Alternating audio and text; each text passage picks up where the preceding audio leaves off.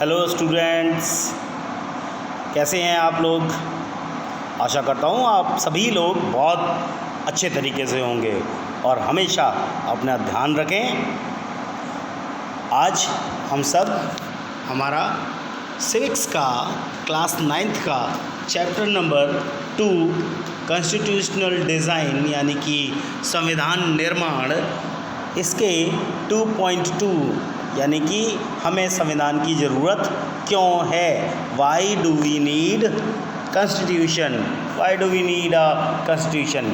तो हमें संविधान की ज़रूरत क्यों है, क्या करता है संविधान, इस बात को हम दक्षिण अफ्रीका का अगर उदाहरण देखें तो उससे आसानी से समझ सकते हैं कि यहाँ नए लोकतंत्र में दमन करने वाले लोग और दमन सहने वाले दोनों ही साथ साथ समान हैसियत से रहने की योजना बना रहे थे।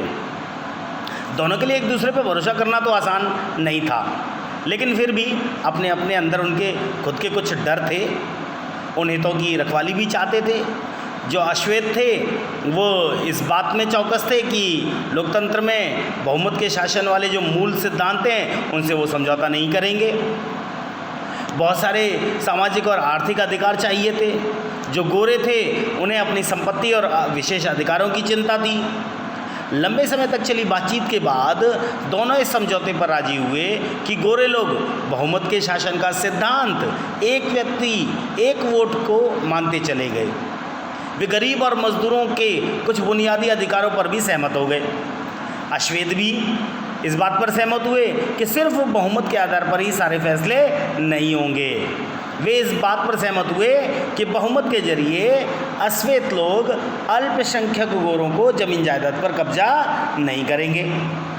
समझौता आसान तो नहीं था, परंतु इस समझौते को लागू करना और भी कठिन काम था। इसे लागू करने के लिए सबसे पहली जो आवश्यकता थी, सबसे पहली जो ज़रूरत थी, वो था एक दूसरे पर भरोसा करना। और वे एक दूसरे पर भरोसा कर भी लें तो क्या गारंटी है कि भविष्य में ये आपस में एक दूसरे की भावनाओं को तोड़ेंगे नहीं या कानून तोड़ेंगे नहीं। ऐसी स्थिति में भरोसा बनाने और बरकरार रखने का एक ही तरीका था, और वो ये था कि जो बातें तय हुई हैं उन्हें लिख लिया जाए। इससे सभी लोग उन्हें मानने के लिए बाध्य हो जाएं। भविष्य में शासकों का चुनाव कैसे होगा, इस बारे में भी नियम तय हुए, लिखित रूप में आए। चुनी हुई सरकार क्या क्या करेगी और क्या क्या नहीं कर सकती है, ये भी लिखित रूप में मौजूद होता है। तो ये जो लिखित नियम होते हैं, इन नियमों में ही नागरिकों के अधिकार भी होते हैं। पर ये नियम तभी काम करेंगे जब जीत कर आने वाले जो लोग हैं उन्हें आसानी से और मनमाने ढंग से नहीं बदला जाएगा। दक्षिण अफ्रीका के लोगों ने इन चीज़ों का इंतज़ाम किया। वे कुछ बुनियादी नियमों का जो बुनियादी नियम थे उन पर सहमत हुए, और ये इस बात पर भी सहमत हो गए कि भाई नियम सबसे ऊपर होंगे और सरकार जो है इनकी कभी भी उपेक्षा नहीं करेगी। इन्हीं बुनियादी नियमों के लिखित रूप को हम जो है संविधान का नाम देते हैं। जो बुनियादी नियम लिख दिए जाते हैं वो संविधान कहलाता है। संविधान की रचना दक्षिण अफ्रीका की खासियत नहीं है। हर देश में अलग अलग समूहों के लोग रहते हैं। उनके रिश्ते दक्षिण अफ्रीका के गोरे और काले जैसे लोगों की कटुता पूर्ण नहीं हो सकते, पर दुनिया भर में लोगों के बीच जो विचार होते हैं और जो हित होते हैं उनमें हमेशा फ़र्क रहता है। लोकतांत्रिक शासन प्रणाली हो या ना हो, दुनिया के सभी देशों में ऐसे बुनियादी नियमों की ज़रूरत पड़ती है। ये बात सिर्फ सरकारों पर ही लागू नहीं होती, बल्कि हर संगठन के कुछ कायदे और कुछ कानून हुआ करते हैं और उनका खुद का संविधान भी होता है। इस तरह आपके इलाके का कोई भी, चाहे कोई भी सहकारी संगठन हो, चाहे कोई छोटा सा क्लब हो या बड़ा क्लब हो, दल हो, सभी को एक नए संविधान की ज़रूरत महसूस होती है और उसी संविधान के अनुसार वो चलते हैं। तो ये चीज़ आ जाती हैं हमारे संविधान में। कुछ ऐसे लिखित नियमों की एक ऐसी किताब बनाई गई है जिस किताब के ज़रिए हमें किसी देश में रहने वाले जितने भी लोग हैं सामूहिक रूप से उस संविधान को मानते भी हैं। संविधान सबसे ऊपर है।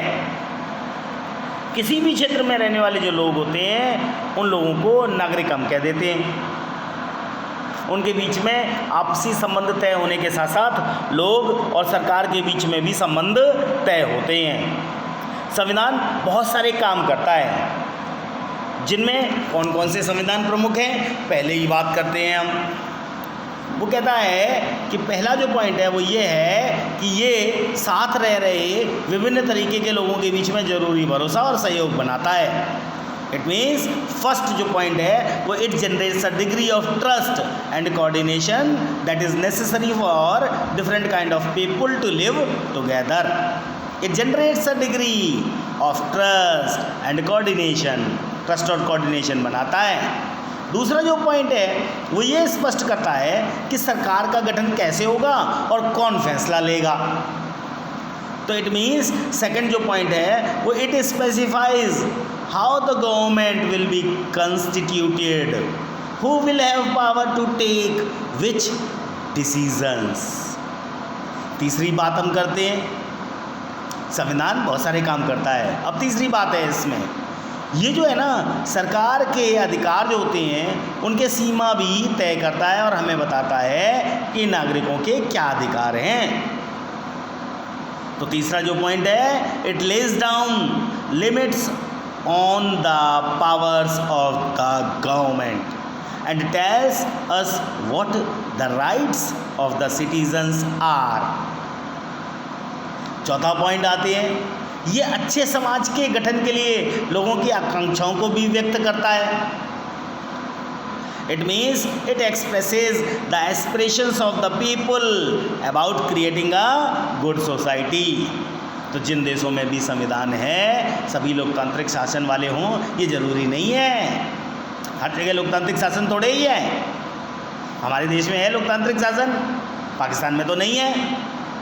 लेकिन जिन देशों में लोकतांत्रिक शासन है वहाँ संविधान का होना बहुत ज़्यादा ज़रूरी होता है।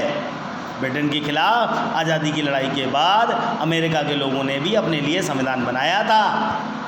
फ्रांस की क्रांति जो हुई थी उसके बाद फ्रांस के लोगों ने भी अपना एक लोकतांत्रिक संविधान बनाया था।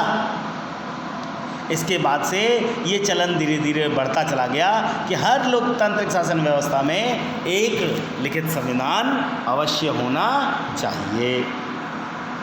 अब हम तीसरे पॉइंट के बारे में बात करते हैं। थर्ड जो हमारा टॉपिक है भारतीय संविधान का निर्माण, मेकिंग ऑफ इंडियन कॉन्स्टिट्यूशन। हमारा भारत जो है उसका संविधान बनने में बहुत कठिनाई आई थी। दक्षिण अफ्रीका की तरह ही भारत का संविधान भी बहुत कठिन परिस्थितियों के बीच में बन पाया। स्टूडेंट्स, जैसा कि आप जानते हैं हमारा देश बहुत विशाल है, यहाँ विविधता है, यहाँ 28 राज्य हैं, यहाँ केंद्र शासित प्रदेश भी हैं। तो इतना विविधता वाले देश के लिए संविधान बनाना क्या आसान काम होता है? बिल्कुल नहीं। भारत के लोग तब गुलाम की हैसियत से निकलकर नागरिक की हैसियत पा रहे थे। हमारे देश ने धर्म के आधार पर हुए बंटवारे की जो विभीषिका होती है उसे भी झेली थी। भारत दो भागों में बंट गया, भारत और पाकिस्तान। दोनों के लोगों के लिए बंटवारा बहुत बर्बादी लेकर आया। बिल्कुल कड़वा अनुभव था उनके लिए। विभाजन से जुड़ी हिंसा से सीमा के दोनों तरफ कम से कम 10 लाख लोग मारे गए थे। बहुत बड़ी समस्या थी। एक और समस्या आई, अंग्रेज़ों ने जो देशी रियासतें थीं जहाँ के राजा जो बने हुए थे उन रियासतों के जो मालिक थे, शासक थे, उनको अंग्रेज़ों ने ये इजाज़त दे दी कि वे भारत या पाकिस्तान जिसमें चाहे उसमें मिल लें। अरे भाई, भारत के जस्ट बीच में अगर कोई रियासत है तो वो पाकिस्तान का हिस्सा कैसे बन सकती है? अगर मानते हैं हम जैसे भोपाल मध्य प्रदेश की राजधानी है, वहाँ का जो है नवाब चाहता है कि भाई मैं जो है पाकिस्तान में मिलना चाहता हूँ, तो क्या भाई वो भोपाल को उठा के ले जाएगा पाकिस्तान में? ऐसा तो नहीं हो सकता। हैं कि गोदी में उठाया भोपाल को और भाई चल दिए पैदल पैदल और पहुंच गए पाकिस्तान में और एक जगह रख दिया उसको। क्या ऐसा हो जाएगा? बिल्कुल नहीं हो सकता। भाई देश के अंदर कोई ऐसा क्षेत्र जो पाकिस्तान में मिल जाए, ऐसे कैसे मुमकिन है? बड़ा मुश्किल हो जाता है ऐसे तो वो जो जहाँ चाहे भारत में चाहे तो पाकिस्तान में चाहे, जहाँ चाहे वहाँ अपनी रियासत का विलय कर दे, अपना स्वतंत्र बना रहे। पर ये बड़ा मुश्किल काम है। इन रियासतों का विलय बहुत ही मुश्किल और अनिश्चय भरा काम था। तो जब हमारा संविधान लिखा गया तो जब लिखा जा रहा था उस समय देश का जो भविष्य था इतना सुरक्षित और चैन वाला नहीं था जितना आज हमें लगता है। संविधान के जो निर्माता थे उन्होंने देश के वर्तमान की और आने वाले भविष्य की दोनों की बहुत बड़ी चिंता थी उनकी। तो उन्होंने एक रास्ता तैयार किया। जो नेक्स्ट टॉपिक है हमारा, जिसे हम संविधान निर्माण का रास्ता कहते हैं, पाथ टू कॉन्स्टिट्यूशन, इसमें हमें मालूम पड़ेगा कि कैसे हमारे लोगों ने, हमारे नेताओं ने किस तरीके से कॉन्स्टिट्यूशन का रास्ता अपनाया, उस रास्ते को कैसे तय किया, कैसे पहुँचे, क्या क्या उनके सामने समस्याएं आईं, उन सभी समस्याओं के बारे में हम यहाँ पर जानेंगे। सारी मुश्किलों के बावजूद भारतीय जो संविधान थे वो जो बनाने वाले थे उनको एक बहुत बड़ा फ़ायदा था। फ़ायदा क्या था? फ़ायदा ये था कि दक्षिण अफ्रीका में जैसे संविधान निर्माण के दौर में सारी बातों पर सहमति बनानी पड़ी, वैसी जो स्थिति थी उस समय भारत में तो बिल्कुल नहीं थी। भारत में आज़ादी की जब लड़ाई हुई थी उसके समय लोकतंत्र समेत तो बहुत सारी बुनियादी बातों पर राष्ट्रीय सहमति बनाने का काम हो चुका था। हमारा जो राष्ट्रीय आंदोलन है सिर्फ एक विदेशी सत्ता के खिलाफ नहीं था, बल्कि अपने समाज को फिर से जगाने का भी था, अपने समाज को और राजनीति को बदलने का भी था, नए सिरे से आंदोलन आगे चलाने के लिए भी था। आज़ादी के बाद भारत को किस रास्ते पर चलना चाहिए, इसे लेकर आज़ादी के संघर्ष के दौरान लोगों के बीच में बहुत तीखे मतभेद थे। ऐसे मतभेद अब तक भी बने हुए हैं। कुछ अगर बुनियादी विचारों पर हम लगभग सभी लोगों की सहमति कायम हो चुकी थी।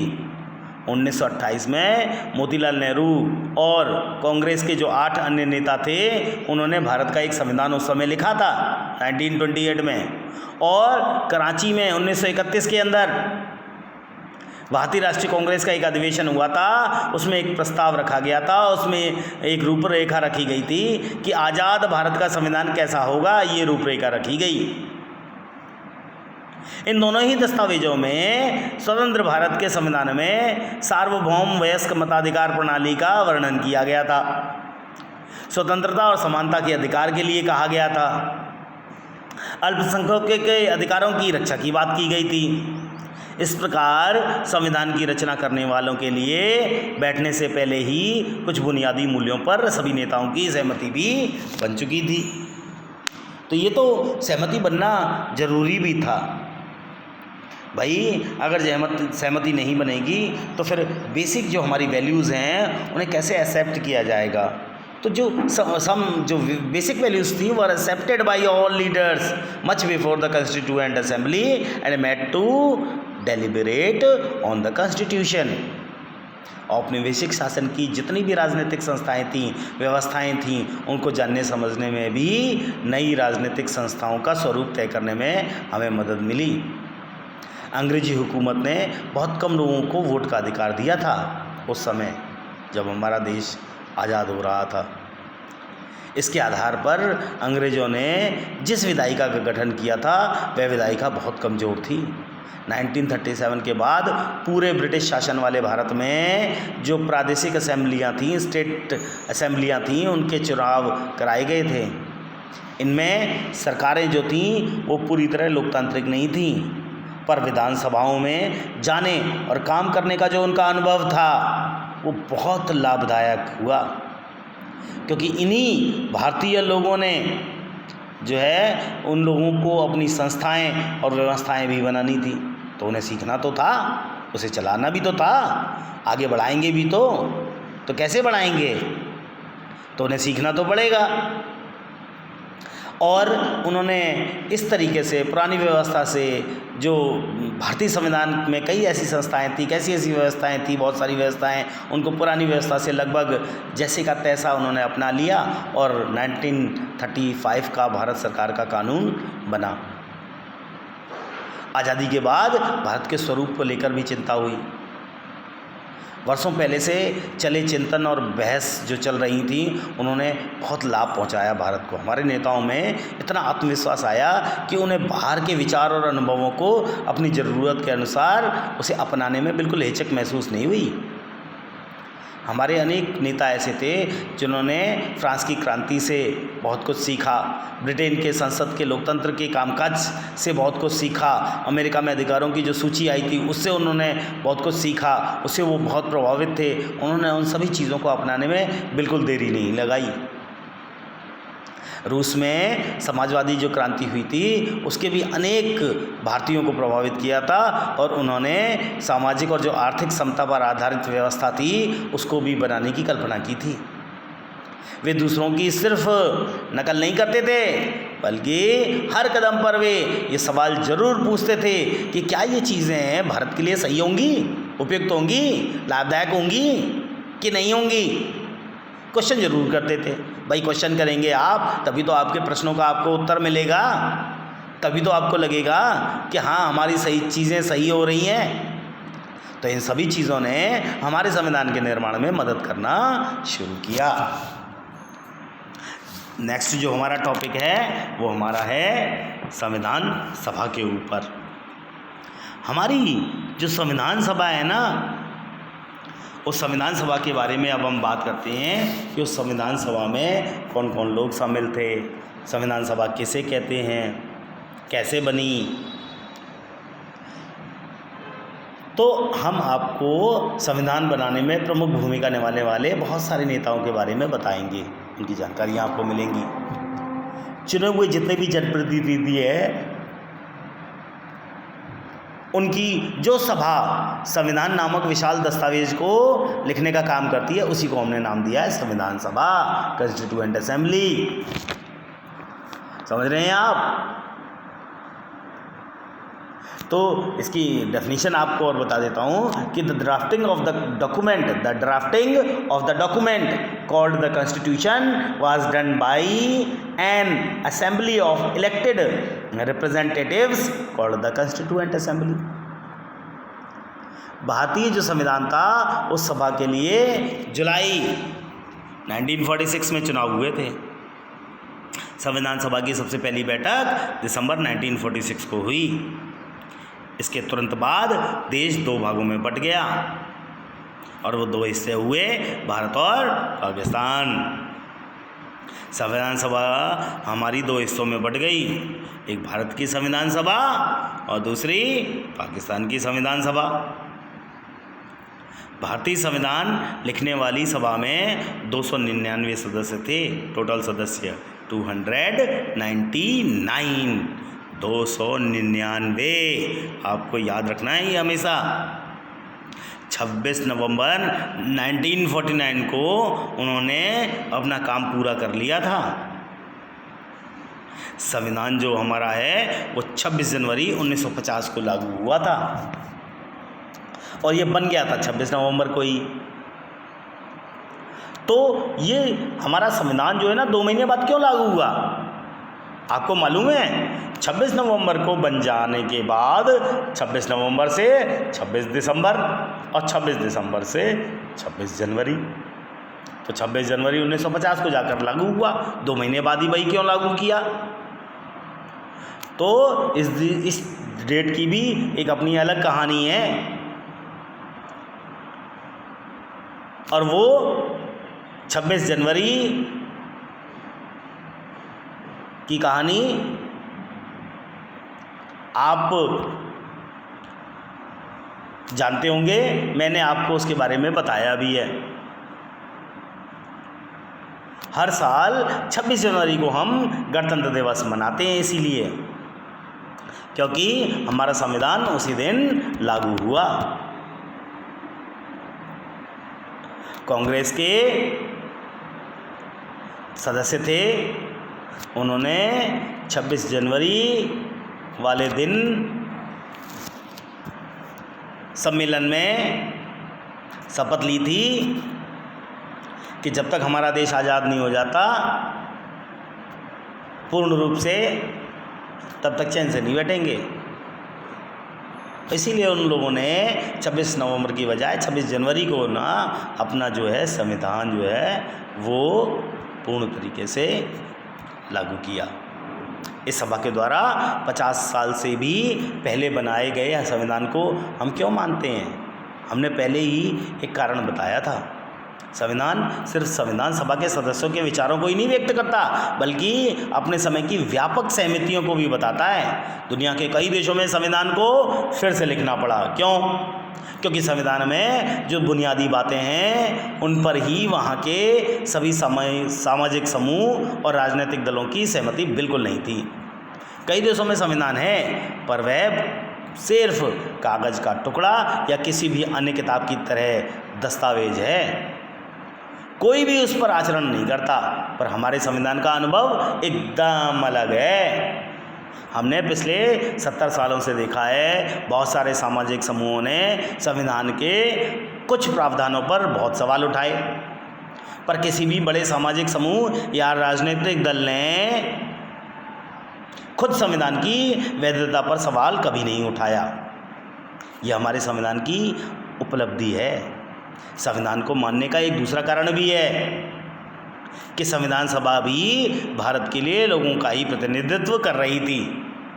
उस समय सार्वभौम वयस्क मताधिकार उस समय तो बिल्कुल नहीं था। जब सार्वभौम मताधिकार नहीं था तो संविधान सभा का चुनाव देश के लोग प्रत्यक्ष ढंग से नहीं कर सकते थे। इनका चुनाव मुख्य रूप से उन प्रांतीय असेंबलियों के सदस्यों ने ही किया था, जिनका जिक्र हम पहले आपको कर चुके हैं, बता चुके हैं। इसका कारण देश के सभी भौगोलिक क्षेत्रों का इसमें उचित प्रतिनिधित्व हो गया था। इस सभा में भारतीय राष्ट्रीय कांग्रेस के सदस्यों का प्रभुत्व था, जिसने राष्ट्रीय आंदोलन की अगुवाई की थी। पर स्वयं कांग्रेस के अंदर कई राजनीतिक समूह और विचारों के लोग थे, जो इस सभा में कई सदस्य ऐसे भी थे जो कांग्रेस के विचारों से सहमत बिल्कुल नहीं थे। सामाजिक रूप से इस सभा में सभी समूह, जाति के, वर्ग के, धर्म के, हर पेशे के लोग थे। अगर संविधान सभा का गठन सार्वभौम वयस्क मताधिकार के जरिए हुआ होता, तब भी इसका स्वरूप काफ़ी कुछ इसी तरह होता। अंततः संविधान सभा ने काम किया और वह संविधान को एक तरह की पवित्रता और वैधता दे देता है। संविधान सभा का काम काफ़ी व्यवस्थित था, खुला था, सर्वसम्मति बनाने के प्रयास पर आधारित था। सबसे पहले कुछ बुनियादी सिद्धांत तय किए गए, उन पर सबकी सहमति बनाई गई। फिर प्रारूप कमेटी बनी। डॉक्टर भीमराव अंबेडकर ने चर्चा के लिए एक प्रारूप संविधान बनाया। संविधान के प्रारूप की प्रत्येक धारा पर कई बार चर्चा हुई, बार बार उस पर बहस हुई। 2000 से ज़्यादा संशोधन हुए हैं, 2000 से ज़्यादा। 3 साल में कुल 114 दिनों की गंभीर चर्चा हुई। सभा में पेश हर प्रस्ताव, हर शब्द, वहाँ कही गई हर बात को रिकॉर्ड किया गया और संभाला गया, उसे संभाल कर रखा गया। इन्हें हम कहते हैं कॉन्स्टिट्यूएंट असेंबली डिबेट्स। इस डिबेट्स के नाम से 12 मोटे मोटे खंडों में इसे प्रकाशित किया गया। इन्हीं बहसों से हर प्रावधान के पीछे की जो सोच थी, जो तर्क थी, उसे हम समझ सकते हैं। संविधान की जो व्याख्या थी, उस व्याख्या के लिए इसी बहस के दस्तावेजों का उपयोग किया जाता है। तो बच्चों, आज हम इतना ही रखेंगे। मैं आशा करता हूँ कि आपको मेरी बातें पसंद आई होंगी। मैंने जो आपको समझाया है उसे आप ध्यान से सुन रहे होंगे। लगातार इसी तरह इन चैप्टर्स को पढ़ते रहिए, समझते रहिए, 1 बार 2 बार 3 बार वीडियो को देखिए, समझ में नहीं आता है तो आप लोग डिस्कस कर सकते हैं। Thank you very much.